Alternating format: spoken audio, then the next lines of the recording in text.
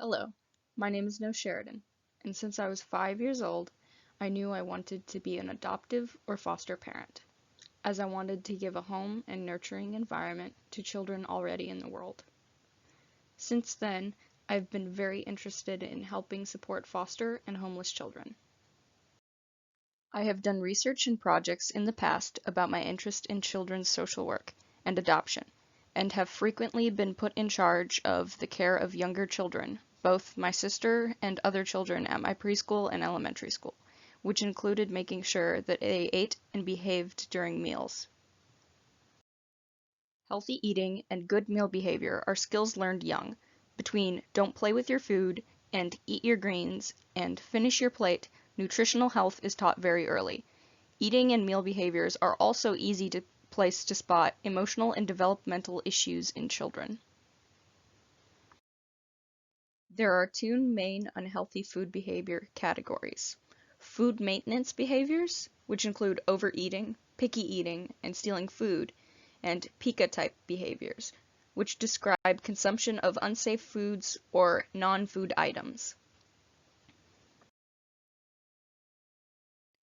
Through a large study of foster children, it was found that children with developmental disorders and disabilities were more likely to display Pica type or food maintenance behaviors, and that food maintenance behaviors are likely caused by acute stress.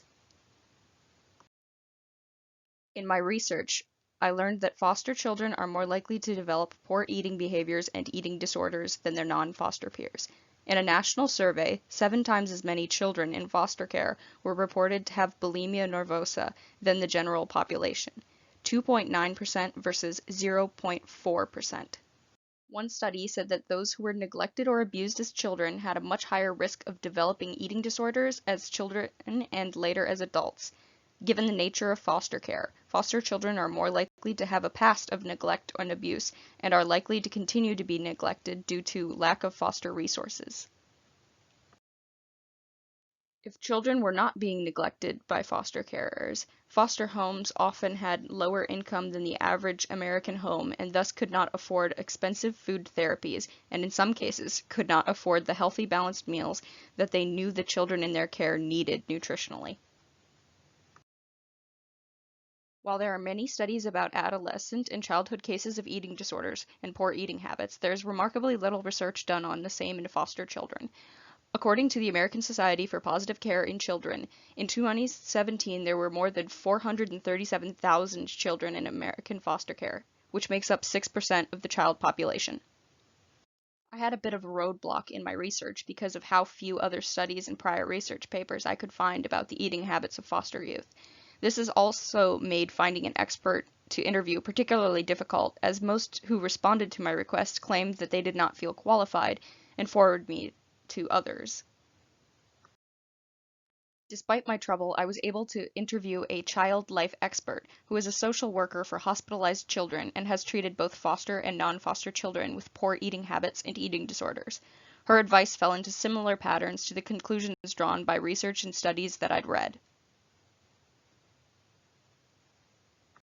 The first advice was to include the foster children in family dinner. Sit down meals with the whole family at least one time a week. That way, the child feels included in their new home and associates foster carers with being fed, which promotes feelings of security and safety in children.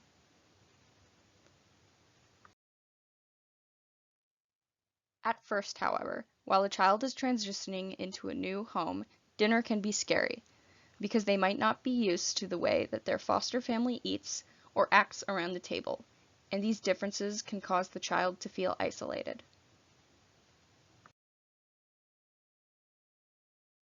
Eating disorders are an epidemic and are often the result of trauma and unhealthy relationships between a person and their body.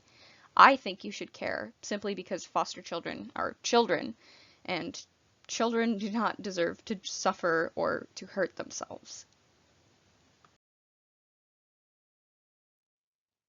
But the best reason I can give you for why you should care about the eating habits of foster youth is that children are the future, and the best way to improve the world is to care for our most disadvantaged children.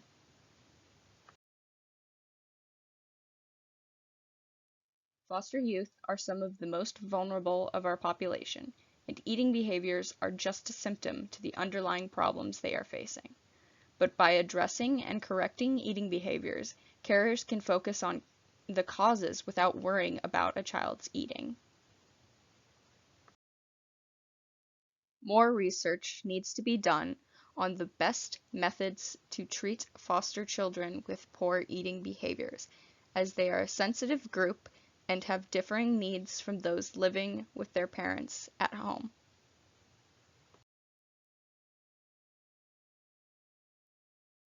While involving foster children in preparing food and cleanup has been shown to improve trust and decrease problematic food behaviors, it doesn't work in all cases, and foster carers and case workers lack training to treat eating disorders.